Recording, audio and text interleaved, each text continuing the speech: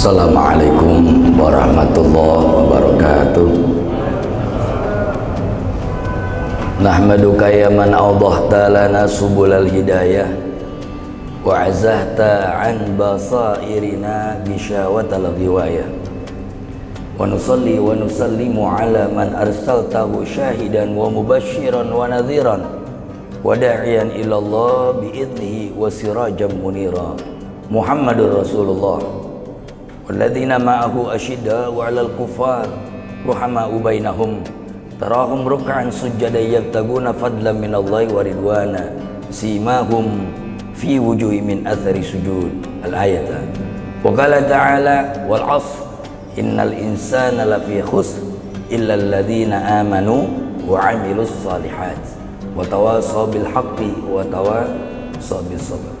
Ma'asyiral hadirin jamaah salat dhuhur yang mudah-mudahan dirahmati oleh Allah Subhanahu wa ta'ala. Saya dengan usia yang baru 30 merasa senang hati berada di hadirin bapak-bapak yang mulia, orang-orang tua saya yang hebat, dan saya tidak merasa menggurui, akan tetapi bila ini kemudian ada manfaatnya, mudah-mudahan diterima oleh Allah Subhanahu wa ta'ala. Yang paling pertama, saya berada di sini di Kejaksaan Agung ini punya rasa yang sama dengan bapak-bapak. Kita punya tujuan yang sama, kita punya rasa yang sama, yaitu sama-sama nunggu beduk maghrib. Nah, kita punya kesamaan. Setelah kita punya kesamaan, itulah kemudian innamal mu'minuna ikhwah. Orang-orang beriman itu bersaudara. Hanya dengan mengumbar senyum sudah sedekah. Bila kemudian menjadi tema saya adalah mendulang pahala, umat ini nih paling banyak pahalanya.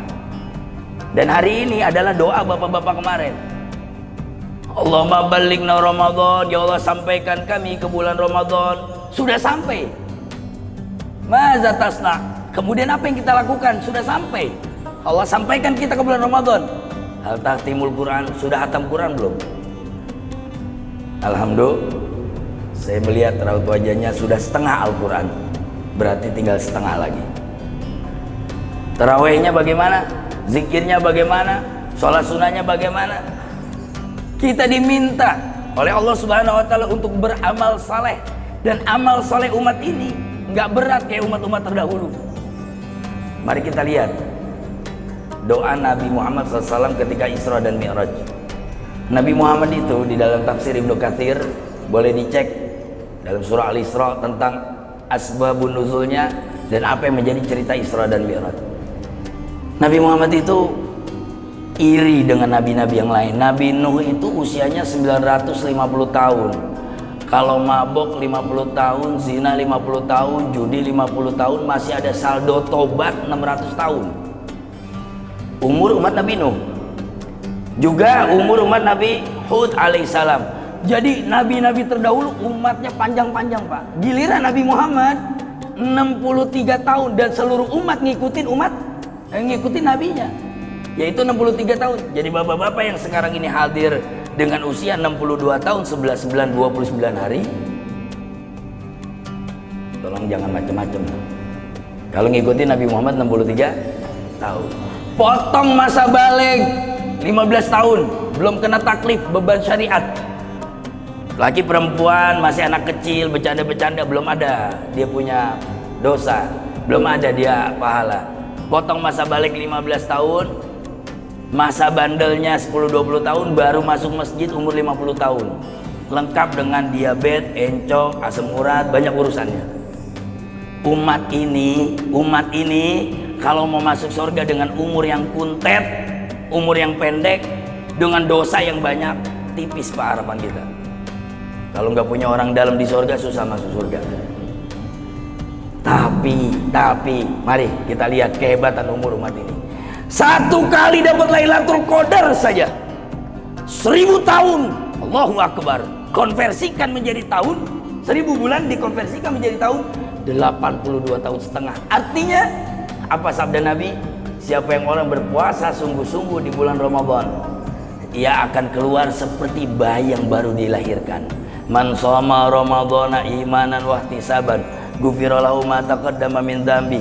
Dalam riwayat yang lain, man shoma ramadhana imanan wa ihtisaban kharajat ka yaumin waladatu ummu. Dalam riwayat yang lain, man qoma ramadhana imanan wa ihtisaban ghufira lahu ma taqaddama min dzambi. Man shoma artinya yang berpuasa, man qoma artinya yang bertarawih dan menghidupkan malam-malamnya.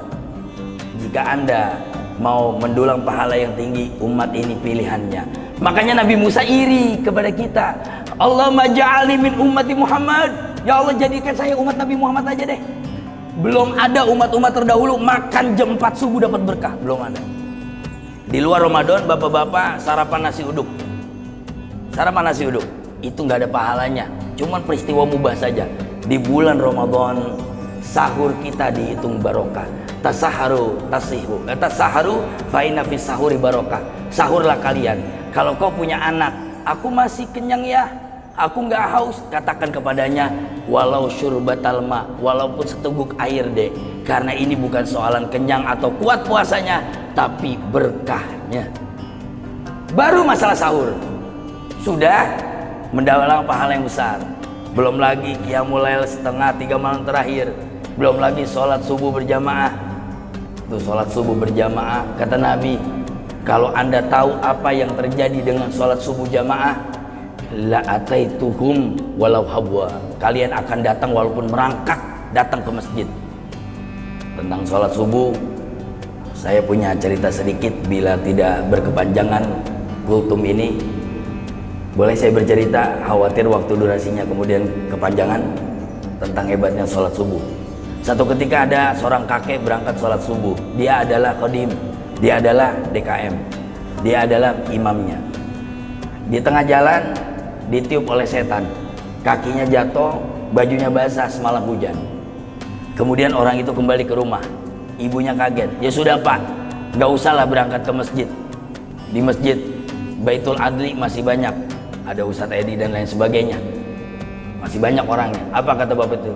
Masih ada gamisku? Masih ada. Kalau gitu saya pakai. Dia berangkat lagi. Di tempat yang sama jatuh lagi. Setan itu menghendaki dia tidak bisa mengimami subuh. Kemudian beliau kembali lagi, ditanya kepada istrinya, masih ada pakaianku? Masih tinggal satu pak. Sudah pak, sudah mau iqomat, masih mau berangkat juga. Berangkat. Hadirin yang dirahmati Allah, selesai sholat subuh, di tempat dia jatuh ada seorang laki-laki. Kemudian menyapanya, tidak mengucapkan salam, seraya mengatakan, hal anta ta'rifuni, ente kenal saya enggak? Kata anak muda tersebut kepada bapak-bapak, kepada sang imam. Lah, aku tidak tahu kau datang dari mana. Innani syaiton, sesungguhnya saya adalah setan.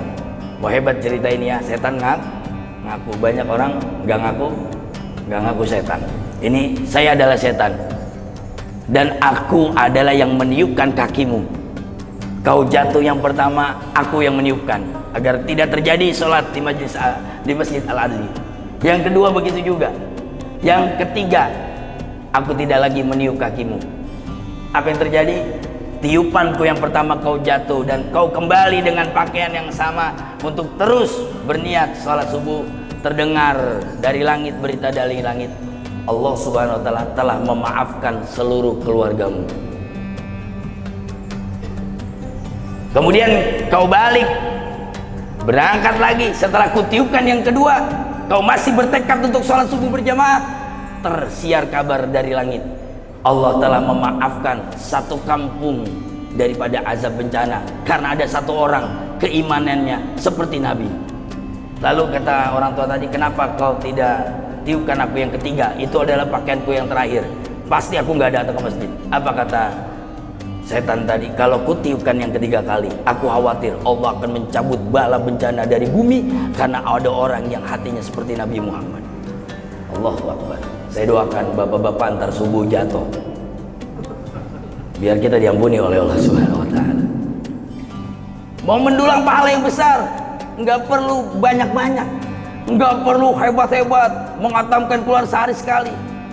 Umat ini banyak bonusnya. Siapa orang memberikan takjil, memberikan puasa, itu mendapatkan pahala puasa. Mana qasominu syai'un, tanpa mengurangi orang yang berpahala tersebut. Hanya buka dengan kurma saja, hanya buka dengan kurma sudah barokah. umat ini sungguh sangat banyak pahalanya. Bapak-bapak datang ke masjid, saya tadi datang di serambi masjid, ada orang yang berduduk, ada orang senderan, nggak perlu baca Quran. Orang yang puasa diamnya saja tasbih. Saya ulangin, orang yang berpuasa diamnya aja tasbih. Lahulu famis saim atyabu min ilmis. Bau mulutnya orang berpuasa itu akan lebih harum. Nanti di persidangan akhirat, bapak-bapak nggak usah ngaku-ngaku, nggak usah bikin pengakuan bahwa saya orang berpuasa. Dari mulut kita akan keluar 70 tahun perjalanan wanginya minyak misk, dengan babur royan, dengan pintu royan. Udkhulu ayyuhas shaimin. Masuk wahai orang-orang yang berpuasa, masuk. Kenapa? Mulutmu bau misik. Nanti Pak, misiknya di akhirat. Jangan coba-coba sekarang. Sekarang masih bau naga Pak. Jangan coba-coba panggil anak, nah nih bau misik, mau cium nggak? Kasihan Pak. Nah yang terakhir, kalau kita mau mendulang pahala, tentu kul inna solati wa nusuki wa mahyaya wa mamati lillahi rabbil alamin. Teruslah berqiyamul lail. Ustadz saya tarawih 8, Siti Aisyah monggo. Ustadz saya Ibnu Abbas 20 rakaat silakan. Ustadz saya Imam Malik bin Anas Madinatul Munawwarah kurang lebih 36 rakaat tarawihnya, fadhol. Ustadz saya 100 rakaat Yaman, diantaranya Ibnu Abbas juga beberapa sahabat. Orang-orang Yaman itu 100 rakaat tarawihnya, silahkan. Dari 8, 2, 3, 3, 6, 100. Bapak-bapak pilih mana? 2 rakaat, nah itu tidak ada mazhabnya. 2 rakaat tidak ada mazhabnya. Apalagi berbuka, hukum berbuka. Kenapa kita pakai 3 jari? Rasulullah karena berbukanya dengan kurma. Berbuka dengan kurma mendapatkan keberkahan. Rasulullah meninggalkan sesuatu yang tersentuh dengan api. Akhirnya setiap berbuka, beliau berbuka dengan kurma. Makan kurma witir Pak. 1, 3, 5, 7, 9, 11. Sudah 11 bilangan witirnya. Bila bapak-bapak makan kurma lebih dari 11, maka bapak-bapak termasuk minal marukin warakusin. Lebih dari 11. Bukan sombong, saya makan kurma 3, sanggup ceramah 3 tempat. Yang penting pinggirannya ada ayam bakar, ada kangkung dan lain sebagainya. Nah, saya tutup siang yang bahagia ini di mahkamah, di Kejaksaan Agung yang tercinta ini. Saya berbangga kepada bapak-bapak dengan pembacaan suratul Fatihah. Mudah-mudahan tugas bapak-bapak sekalian diberikan kemudahan oleh Allah. Bapak-bapak sekalian dijaga oleh Allah Subhanahu wa taala. Saya yang muda sangat mencintai, sangat mengagumi bapak-bapak sekalian, karena tanpa bapak-bapak tentu apa jadinya hukum di Indonesia. Mudah-mudahan dengan pembacaan suratul Fatihah kita semua dijaga oleh Allah Subhanahu wa taala. Ala hadhihi wa ala kulliyatin salihah wa ila hadratin nabi. Al-Fatihah.